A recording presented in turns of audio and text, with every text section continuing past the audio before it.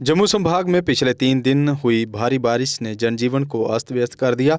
इस बीच सांबा में देवक और बसंतर नदियां भी उफान पर रही। मैदानी और पहाड़ी इलाकों में हुई भारी बारिश के बाद देवक नदी का जलस्तर बढ़ने से एक बड़ा हादसा हुआ। विजयपुर एम्स के पास देवक नदी पर बना जम्मू पठानकोट राष्ट्रीय राजमार्ग का पुल धंस गया।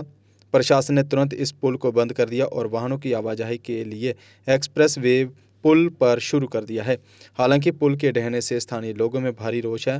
लोगों ने इसके निर्माण कार्य पर सवालिया निशान उठाए हैं। उनका कहना है कि 3 दिनों की बारिश से ही पुल का ढह जाना गुणवत्ता से समझौते का साफ सबूत है। लोगों ने आरोप लगाया कि निर्माण में घटिया सामग्री का इस्तेमाल किया गया। लोगों ने पुराने पुलों का उदाहरण देते हुए कहा कि पहले के पुल मजबूत होते थे और सालों तक टिकते थे, जबकि अब के नए पुल बारिश में ही टूट रहे हैं।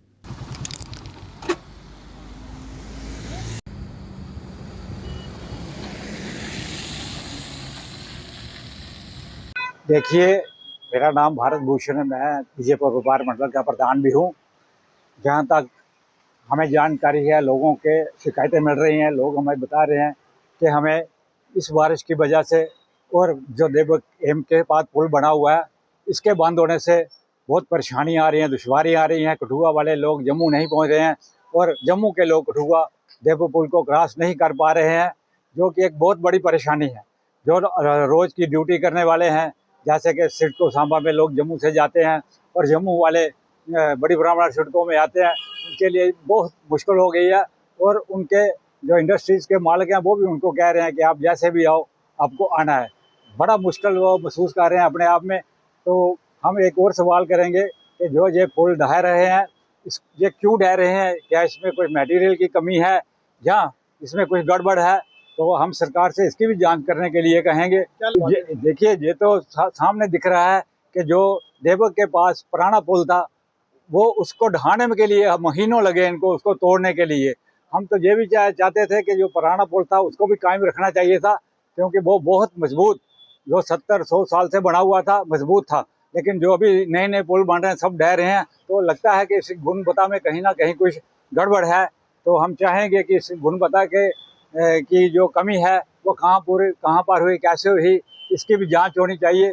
और देखिए, जब जो पुल ढह रहे हैं, इससे तो जाम की बहुत ज़्यादा ज़बरदस्त स्थिति है। अभी वैकल्पिक मार्ग जो बन रहे हैं, उस पर निकलना मुश्किल हो रहा है। एक एक तरफ से गाड़ी निकल रही है, घंटों लोग जाम में फंस रहे हैं और उसकी वजह से लोगों को परेशानियाँ हैं, दुश्वारियाँ हैं, छोटे बच्चे हैं और कई लोग बीमार जो हैं, एम्बुलेंस नहीं निकल रही है। एम्बुलेंस की वजह से भी लोग कई अस्पतालों में जहाँ इलाज के लिए नहीं पहुँच पा रहे हैं। कईयों को और बहुत जरूरी काम है, जैसे किसी की डेथ हो जाती है, मातमदारी होती है, नहीं पहुँच पा रहे हैं। तो कहने का मतलब है कि इस प्रशासन को इस और जल्द से जल्द ध्यान देकर इसको इस व्यवस्था को ठीक करना चाहिए, ताकि जो लोगों को दुश्वारी आ रही हैं, लोगों का जो कमी है, उसको दूर किया जा सके इनसे। और साथ में जो इसके लिए मैंने पहले भी कहा कि जो कमियां हैं पुल को बनाने में और इसके ढहने में, इसकी भी इंक्वायरी होनी चाहिए, जांच होनी चाहिए कि ये कमियां कहाँ हैं और क्यों हुई हैं। देखिए, बड़ा दुर्भाग्यपूर्ण है जो इस वक्त बारिश का माहौल चल रहा है, जिसके चलते सहार खड्ड और ये बीजापुर का, कल बीजापुर वाला जो पुल है वो भी बैठ गया है। बड़ी गुणवत्ता ये इनकी ध्यान देना चाहिए कि किस तरीके से ये पुल बना रहे हैं। नए नए अभी पुल बने हैं, तो अभी 2-4 साल 5 साल नहीं हुए बने हुए, तो ये बैठ गए हैं।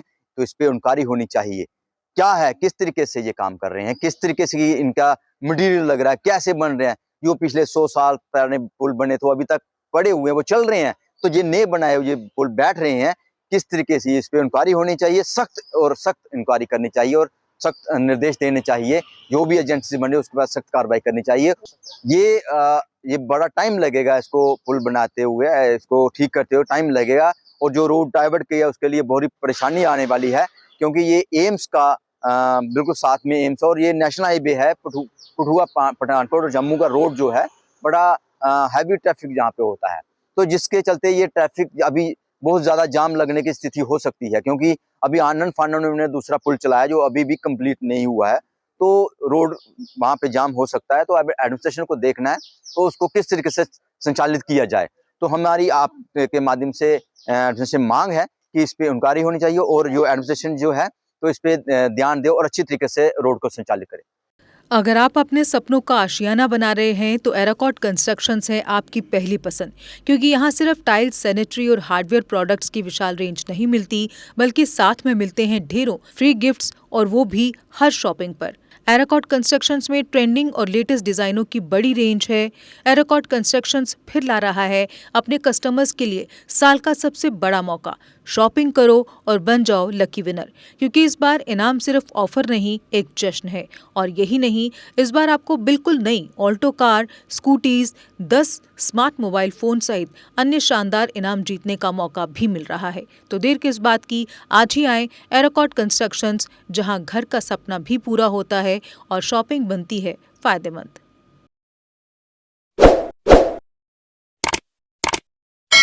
जम्मू कश्मीर की खबरों के लिए जुड़े रहिए GK अपडेट के साथ।